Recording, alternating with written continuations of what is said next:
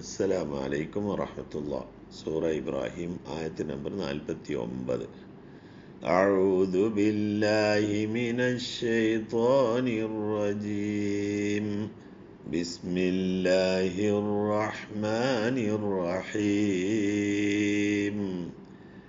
وترى المجرمين يومئذ مقرنين في الأصفاد. وترى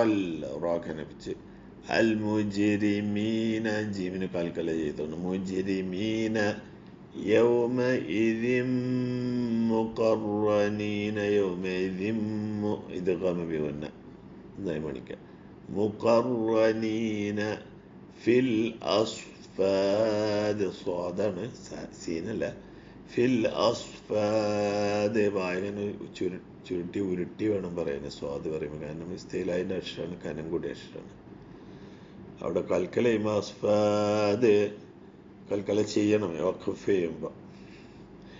وترى المجرمين يومئذ مقرنين في الأصفاد. وآخر دعوانا الحمد لله رب العالمين.